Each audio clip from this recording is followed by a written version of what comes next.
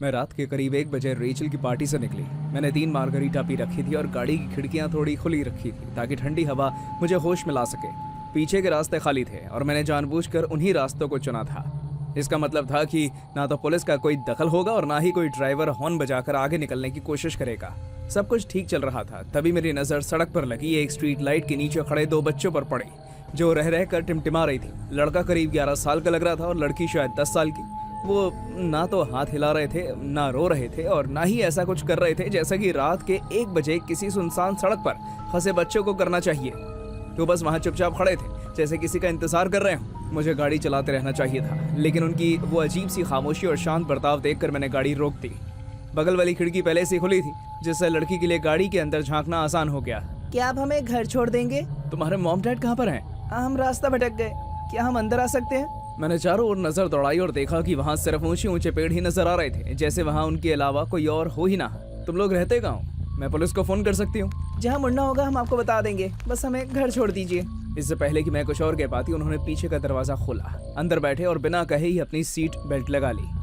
मैं rear view mirror में उन्हें देखती रही और ये समझने की कोशिश करती रही कि आखिर क्या बात मुझे खटक रही है। शायद उनके कपड़े ही थे, क्योंकि वो बहुत ही पुराने जमाने के लग रहे थे। लड़के ने खाकी पैंट और एक पोलो शर्ट पहनी थी जो 90 के दशक की किसी कैटलॉग से निकली हुई लग रही थी। लड़की ने डेनिम का जंपर पहना था जिसकी जेबों पर फूलों के डिजाइन बने थे। सब कुछ साफ सुथरा था, फिर भी उनमें एक अजीब सा पुरानापन था। तो अब मुझे किस तरफ जाना है?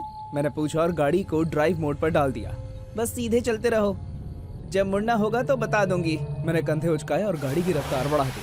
5 मिनट बीत गए और तभी लड़का आगे की तरफ झुका, दोनों सीट के बीच से, और डैशबोर्ड को घूरने लगा। तुम कितनी तेज चला रही हो? 45। क्या तुम थकी हुई हो? थोड़ा सा। तुमने पी है? मैंने शीशे में उसकी तरफ देखा। माफ करना। लड़की ने उसका हाथ पकड़ लिया। तुम्हें अभी ऐसा नहीं करना चाहिए। क्या नहीं करना चाहिए? उनमें से किसी ने जवाब नहीं दिया। लड़का पीछे हटकर बैठ गया, लेकिन उसकी नजरें शीशे में मुझ पर ही टिकी रही। उसकी नजरें एकदम सीधी और जिज्ञासा से भरी थी, जैसे वो मुझ पर परख रख रहा हो।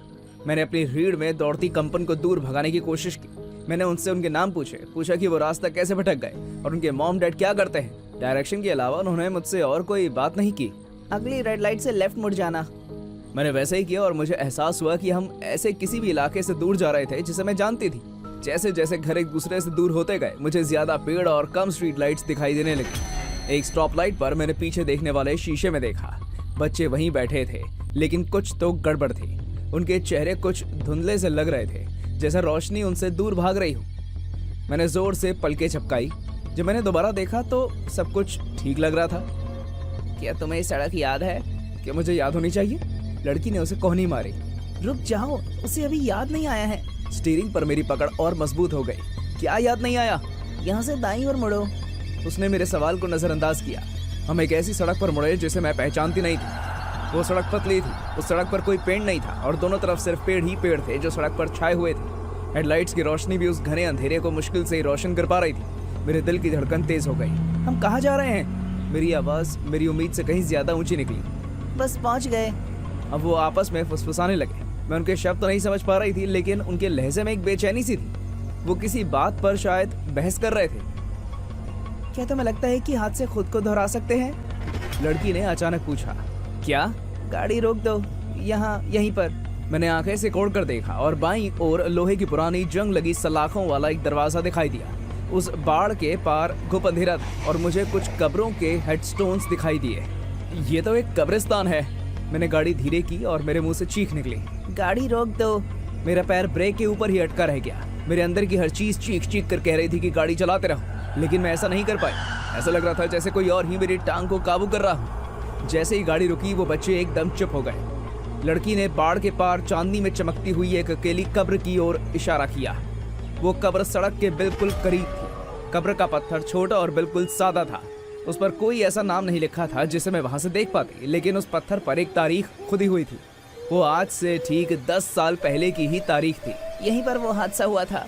मेरे सर में जोर का दर्द होने लगा और आंखों के सामने पुरानी तस्वीरें आ गई। मेरी हेडलाइट याद आई, मेरी गाड़ी का अचानक लहराना, ब्रेकों की तेज चीख और सड़क पर खड़ी 2 छोटी छोटी आकृतियां। हे भगवान, नहीं! उस रात तुम जवान थी और नशे में धुत थी। जब तक तुमने हमें देखा बहुत देर हो गई थी। नहीं नहीं, मेरी आवाज़ कांप गई। मैं मुश्किल से सांस ले पा रही थी। हम पैदल घर जा रहे थे, तुम सड़क के मोड़ से बहुत तेज रफ्तार में आई थी। वो सारी यादें एक साथ मुझ पर टूट पड़ी। मैं उस टक्कर को महसूस कर सकती थी, उस आवाज़ को सुन सकती थी। मुझे याद है गाड़ी से उतरकर उन्हें सड़क पर पड़े देखना और फिर वहां से गाड़ी भगा ले जाने का फैसला करना। अखबारों की रिपोर्ट में उन दोनों बच्चों की पहचान कभी सामने नहीं आई थी। वो केस तो शुरू से ही ठंडा पड़ गया था। मैंने शीशे में देखा, बच्चे अपनी उन सपाट खाली आंखों से मुझे घूर रहे थे। मैं कांप रही थी। हम तो बस घर जाना चाहते थे। मैंने जोर से एक्सेलरेटर दबा दिया। कार तेजी से आगे बढ़ी। मैंने पीछे मुड़कर नहीं देखा, देख भी नहीं सकती थी। मैं बस गाड़ी चलाती रही, बिना सोचे समझे मोड़ लेती रही जब तक कि मुझे कब्रिस्तान दिखना बंद नहीं हो गया। आखिरकार कई मील दूर जाकर मैंने कार सड़क के किनारे रोक दी। मैं अभी भी पत्तों की तरह थर-थर कांप रही थी। मैं वहीं बैठी सांस लेने की कोशिश कर रही थी, खुद को यह यकीन दिलाने की कोशिश कर रही थी कि ये सब मेरा वहम था। तभी मेरी नज़र पीछे वाली खिड़की पर पड़ी और मैं चीख पड़ी। शीशे के अंदर की तरफ मिट्टी से सने छोटे छोटे हाथों के निशान फैले थे, जैसे किसी ने अपनी हथेलियों से शीशे को जोर से दबाया हो ताकि उसे तोड़कर बाहर निकल सके। ये शायद घर पहुंचने की कोशिश कर रहे हैं। मैं सीधे पुलिस स्टेशन गई और उन्हें सारी बात बता दी। उन्होंने उस केस की फाइल निकाली। वो अभी एक अनसुलझा हिट एंड रन का मामला था। एमा और जेकब मार्टिनेज जुड़वा भाई बहन थे जो अपने एक दोस्त के घर से पैदल ही अपने घर लौट रहे थे। अब मैं मुकदमे का इंतजार कर रही हूँ, लेकिन जिस बात की वजह से मुझे रात भर नींद नहीं आती वो जेल की सजा नहीं है, बल्कि ये सोच है कि वो बच्चे अभी भी वहीं मौजूद हैं, उस स्ट्रीट लाइट के नीचे खड़े होकर इस इंतजार में कि कोई उन्हें घर ले जाए। और मैं सोचती रहती हूँ कि अगली बार गाड़ी रोकने वाला कौन होगा। मैंने उसे रात के करीब 11 बजे रूट 9 पर देखा। वो अंगूठा दिखाकर लिफ्ट मांग रही थी। शायद वो 25 साल की होगी। उसने जीन्स और एक ग्रे हुडी पहनी हुई थी। उसका बायां जूता गायब था और मेरी हेडलाइट की रोशनी में वो पीली और घबराई हुई लग रही थी। मेरी माँ ने मुझे ज़रूरतमंद लोगों की मदद करना सिखाया था, इसलिए मैंने बिना कुछ सोचे समझे गाड़ी रोक दी। वो एक एहसानमंद मुस्कान के साथ दौड़कर मेरे पास आई और बार बार मुझे शुक्रिया अदा करते हुए बताया कि कैसे झगड़े के बाद उसके बॉयफ्रेंड ने उसे घर से निकाल दिया था। हाँ, मैं यहाँ 1 घंटे से ज़्यादा समय से खड़ी हूँ, उसने गाड़ी में बैठते हुए कहा। मेरी बहन मिलब्रुक में रहती है, वो मुझे अपने यहाँ रुकने देगी। वैसे मेरा नाम लूसी है। पॉल। मैं गाड़ी लेकर वापस हाईवे पर आ गया। वो आराम से बैठ गई और अपनी हुडी नीचे कर ली। वो एक प्यारी सी और क्यूट लग रही थी। उसके भूरे बाल बहुत ही खूबसूरत थे। मुझे यकीन नहीं हो रहा था कि किसी घटिया आदमी ने उसके साथ ऐसा किया था। 10 मिनट के अंदर ही मैं इतना कंफर्टेबल हो गया कि मैंने उसे बताया कि मैं कहाँ काम करता हूँ, मेरा परिवार कहाँ रहता है, और कुछ मजाक भी किए। वो उन सभी पर हंसी। रेडियो पर बज रहे गानों पर उसने कुछ टिप्पणियां भी की। उसने कहा कि गाड़ी रोकने के लिए मैं बहुत अच्छा इंसान हूँ। तो क्या तुम्हारी कोई गर्लफ्रेंड है? उसने पूछा। नहीं। क्या मजाक कर रहे हो? क्या तुम्हारे आसपास की सारी लड़कियां बेवकूफ हैं? मैं थोड़ा शर्मा गया। जब लूसी ने अपना हाथ मेरी जांघ पर रखा तो मैंने नीचे देखा कि उसका हाथ कहाँ जा रहा है। तभी मेरी नज़र उसके उस एक जूते पर पड़ी जो उसने अभी भी पहना हुआ था। उसका दायां पैर डैशबोर्ड पर टिका हुआ था और जूते का तला गहरे दागों से भरा था जो धूल मिट्टी से कहीं ज्यादा गाढ़े और चिपचिपे लग रहे थे। डैशबोर्ड की हल्की रोशनी में वो दाग लगभग काले दिख रहे थे। उसने मेरी नजरों का पीछा किया और हंस पड़ी। ये तो बस सड़क पर मरा हुआ जानवर है, मैंने गलती से एक मरे हुए पॉसम पर पैर रख दिया, घिनौना है ना? उसने पूछा कि क्या मेरे पास नैपकिन है। मैंने उसे ग्लव बॉक्स चेक करने को कहा। मैं गाड़ी चलाता रहा और वो उसमें कुछ ढूंढती रही, लेकिन कुछ तो गड़बड़ लग रही थी। दाग किसी जानवर के खून जैसे नहीं लग रहे थे, वो एकदम ताजे लग रहे थे। जैसे ही उसने पहुंचना शुरू किया, एक अजीब सी धातु जैसी बदबू मेरे नाक में घुस गई। बदबू इतनी तेजी से पूरी गाड़ी में फैल गई कि मुझे उल्टी जैसा आने लगा। मैंने सोचा कि शायद मुझे गाड़ी रोक देनी चाहिए ताकि वो अपने जूते बाहर जाकर साफ कर ले, लेकिन उससे पहले कि मैं अपनी बात पूरी कर पाता, मेरी बाएं जांघ में अचानक जोरदार दर्द उठा। मैंने नीचे देखा और उसके हाथ में एक बॉक्स कटर देखा। उसका ब्लेड मेरी टांग में घुस चुका था और वो उसे और अंदर की तरफ दबा रही थी। चीखना मत, गाड़ी चलाते रहो पॉल। उसकी आवाज़ बेहद शांत और दोस्ताना थी, इतनी कि मुझे घिन आ रही थी, जैसे हम मौसम के बारे में बात कर रहे हों, जबकि मैं ठीक से सांस भी नहीं ले पा रहा था। मेरी जीन से खून रिस कर बाहर आने लगा। गैस बैटल पर मेरे पैर में अकड़न हुई और गाड़ी अचानक तेजी से आगे की ओर उछल पड़ी। उसने ब्लेड को थोड़ा सा घुमाया और मैं चीख पड़ा। मैंने कहा ना, गाड़ी चलाते रहो। उसने ब्लेड बाहर खींच लिया और मैं दर्द से कराह उठा। मेरी आंखों के आगे तारे नाचने लगे। देखा, जब तुम चाहो तो समझदारी दिखा सकते हो। स्टीयरिंग व्हील पर मेरे हाथ इतनी जोर से कांप रहे थे कि मैं उसे सीधा भी मुश्किल से पकड़ पा रहा था। मेरी टांग से खून बहता हुआ नीचे की ओर जा रहा था और मेरे जूते में जमा हो रहा था। दर्द के बावजूद मैंने सोचने की कोशिश की, ये समझने की कोशिश किया मुझे क्या करना होगा। हम हाईवे के एक सुनसान हिस्से पर थे जहां दूर दूर तक कोई दूसरी गाड़ी नजर नहीं आ रही थी। उसने मुझे अगले एग्जिट से मुड़ने को कहा। वो मेरी तरफ थोड़ा और झुककर मुझे रास्ता समझाने लगी। तुम जैसे मर्द किसी अकेली औरत को देखकर गाड़ी रोक देते हो, अब क्या करोगे? फिर से बिना सोचे समझे गाड़ी रोकोगे, ये सोचकर कि तुम उसकी मजबूरी का फायदा उठा सकते हो? हाँ बताओ। मैं बस सर हिलाता रहा, ऐसा दिखाने की कोशिश करता रहा कि मैं उसकी बात मान रहा हूँ, लेकिन मेरे दिमाग में उथल पुथल मची हुई थी। आगे मुझे नारंगी रंग के कुछ कंस्ट्रक्शन कोन दिखाई दिए जिनसे सड़क की लेन पतली हो रही थी। ठीक है, तुम जो कहोगी मैं वही करूँगा, बस प्लीज मुझे और मत मारना, मैंने सिसकते हुए बोला। लूसी थोड़ी ढीली पड़ी और अपनी सीट पर आराम से टिककर बैठ गई। मैं गाड़ी चलाता हुआ उस कंस्ट्रक्शन जोन की तरफ बढ़ता रहा। वो कोन अब और भी करीब आ गए थे। मैंने तब तक इंतजार किया जब तक सामने से आती हुई गाड़ियां लगभग 50 फीट की दूरी पर नहीं पहुंच गई, और फिर मैंने जोर से ब्रेक लगा दी। गाड़ी के टायरों से जोरदार चीख जैसी आवाज निकली। पत्थरों की सड़क पर टायरों की रगड़ से तेज आवाज गूंज उठी। जैसे मैंने स्टीयरिंग व्हील को जोर से दाईं ओर मोड़ा, लूसी आगे की ओर लुढ़क गई। हम सड़क से उतरकर नारंगी रंग के कोस को तोड़ते हुए आगे बढ़ गए। सड़क का किनारा बजरी और धूल से भरा था। गाड़ी जोर से उछली और उसका पिछला हिस्सा इधर उधर लहराने लगा। एयर बैग फट गए। एक सफेद कपड़ा जोर से मेरे चेहरे पर आया। मेरे सीने में दर्द हो रहा था, मेरे पैर में आग सी लग गई, लेकिन मैं जिंदा था। लूसी भी चीख रही थी। टक्कर के जोर से उसके हाथ से बॉक्स कटर कहीं दूर जा गिरा। मैंने अपने चेहरे से एयर बैग हटाया, अपनी सीट बेल्ट खोलने की कोशिश की और खुद को कार से बाहर फेंक दिया। मेरा पैर लड़खड़ाया और मैं जमीन पर गिर गया, लेकिन मुझे कुछ आवाजें सुनाई दे रही थी। किसी ने वो हादसा देख लिया था। मैंने मदद के लिए जोर से आवाज लगाई। तभी एक रुके हुए ट्रक से 2 आदमी दौड़ते हुए मेरी तरफ भाग आए। मेरे पीछे मुझे अपनी कार का दरवाजा खुलने की आवाज आई और उसके बाद बजरी पर किसी के चलने की आहट सुनाई दी। मैंने पीछे मुड़कर देखा, वो वहीं खड़ी थी। एयरबैग की चोट से उसके चेहरे पर खून लगा था और वो उन आदमियों को घूर रही थी जो हमारी तरफ बढ़ रहे थे। एक पल के लिए उसने सीधे मेरी तरफ देखा, फिर वो मुड़ी और कंस्ट्रक्शन साइट की तेज रोशनी से परे अंधेरे की तरफ दौड़ पड़ी। वो आदमी मेरे पास पहुंच गए। उनमें से एक पहले ही अपने फोन पर 911 पर कॉल कर रहा था, दूसरा मेरे पैर पर कुछ दबाकर खून रोकने की कोशिश कर रहा था। उन्होंने पूछा कि क्या हुआ और वो कौन थे। मैंने कोई जवाब नहीं दिया। मैं बुरी तरह कांप रहा था। बाद में पुलिस को मेरी कार में उसका जूता मिला। उन्होंने उसकी जांच की और पाया कि वो जानवरों का खून नहीं था जैसा कि उसने दावा किया था। वो किसी इंसान का खून था, टाइप बी पॉजिटिव। वो अभी उस खून को किसी से मिलाने की कोशिश कर रहे हैं ताकि पता चल सके कि वो कौन थी और कहाँ चली गई थी। मेरे पैर में 18 टांके लगे थे और जब भी बारिश होती है तो मैं लंगड़ाकर चलता हूँ। अब मैं सड़क किनारे लिफ्ट मांगने वालों के लिए या सड़क के किनारे फंसे किसी भी इंसान के लिए अपनी गाड़ी नहीं रोकता, चाहे वो कितनी भी बेबस क्यों ना दिखे या उन्हें नजरअंदाज करके आगे बढ़ जाने पर मुझे कितना भी बुरा क्यों ना लगे। क्योंकि अब मैं ये बात अच्छी तरह जानता हूँ कि कभी कभी जिन लोगों को देखकर ऐसा लगता है कि उन्हें सबसे ज्यादा मदद की जरूरत है, असल में उन्हीं लोगों से आपको दूर रहना चाहिए और दूसरों पर की गई मेहरबानी आपकी जान भी ले सकती है। पिताजी ने फिर से मेरे सर पर प्लेट फेंकी, जिसके बाद मैं आधी रात के आसपास घर से निकल गया।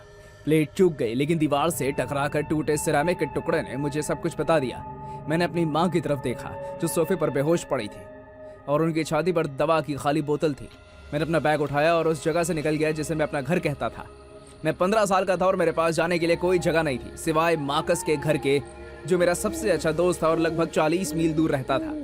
उसने वादा किया था कि जब भी मेरे मॉम डैड की लत उनके बचे कुचे प्यार को खत्म कर दे, मैं उसके घर पर रह सकता हूँ। उस रात मैंने आखिरकार उसका वादा मान लिया, लेकिन दिक्कत यह थी कि जेब में $7 और बंद फोन के साथ वहां कैसे पहुंचूं मैं 2 घंटे पैदल चलता रहा जब तक कि मैं हाईवे पर नहीं पहुंच गया। ये उन सुनसान रास्तों में से एक था जहां आप सड़क के बीच में खड़े हो सकते थे और 10 मिनट तक एक भी इंसान दिखाई नहीं देता था। जब आखिरकार मुझे हेडलाइट्स दिखाई दी तो मेरा दिल जोर से धड़कने लगा। मैंने अंगूठा दिखाया, लेकिन ट्रक मेरे पास पहुंचने से पहले ही धीमा हो गया। ड्राइवर ने खिड़की नीचे की और मुझे देखकर मुस्कुराया और कहा, या तुम्हें लिफ्ट चाहिए बच्चे? मैंने सर हिलाकर उसे बताया कि मैं नॉर्थ की ओर जा रहा हूँ। उसने मुझसे नजरें हटाए बिना ही पैसेंजर साइड का दरवाजा खोल दिया। वो आदमी लगभग 40 साल का लग रहा था। उसकी दाढ़ी साफ थी और उसने एक ग्रे रंग की हुडी पहनी हुई थी जो आधी रात को खस्ताहाल ट्रक चलाने वाले के लिए बहुत महंगी लग रही थी। आपका शुक्रिया, मैंने मुस्कुराते हुए उससे कहा और अंदर बैठ गया। ट्रक से काफी और किसी तेज केमिकल की गंध आ रही थी जिससे मेरा गला जलने लगा। जैसे हम हाईवे पर वापस आए, उस आदमी ने अपना नाम काल बताया। पहले कुछ मिनटों तक सन्नाटा रहा, लेकिन मैं महसूस कर सकता था कि उसकी नजरें मुझ पर टिकी हुई थी। रात बहुत मुश्किल लग रही है ना? घर से भागे हुए हो, मैं समझ सकता हूँ। मैंने कई साल तक भागे हुए लोगों को लिफ्ट दी है। उसने मुझे देखने के लिए रियर व्यू मिरर को एडजस्ट किया और हल्का सा हंसा। मैं चुप रहा। उसने जीप से आवाज निकाली और पूछा, तो तुम्हारी उम्र कितनी है जॉना? 18। मैंने झूठ बोला। वो जोर से हंसा और कुछ अपमानजनक बातें बुदबुदाते हुए उसने मुझे बताया कि उसे कैसे पता चल गया था कि मैं झूठ बोल रहा हूँ, और ये कि मैं 15 साल से एक दिन भी ज्यादा का नहीं लगता। मेरे पेट में एक गुदगुदी सी हुई। वो मेरे चेहरे पर हंस रहा था। बढ़िया बढ़िया, उसने शब्द धीरे से सांस लेते हुए कहा, जैसे वो इसका मजा ले रहा हो। ये एकदम सही उम्र है। जिस तरह से उसने ये कहा उससे मेरे रोंगटे खड़े हो गए। मैंने अपनी आंखों के कोने से उसे देखा। वो स्टीयरिंग व्हील पर अपनी उंगलियां एक अजीब सी लय में थपथपा रहा था। मेरा गला सूख रहा था। क्या तुम बीमार हो? कोई एलर्जी या कोई मेडिकल दिक्कत? उसकी आवाज़ बातचीत वाली थी, लेकिन उसके पीछे कुछ ऐसा था जो बहुत अजीब लग रहा था। मैंने अपना सर हिला दिया और बाकी कुछ नहीं कहा। अच्छा अच्छा, उसने खुद से सर हिलाकर कहा, क्या किसी को बताया कि तुम यहाँ बाहर हो? मैंने झूठ बोला और कहा कि मेरा दोस्त मेरा इंतजार कर रहा है और अगर मैं नहीं पहुंचा तो वो पुलिस को बुला लेगा। काल ने मेरी तरफ देखा और पहली बार उसके चेहरे से मुस्कान गायब हो गई। उसने पूछा कि कितने बजे?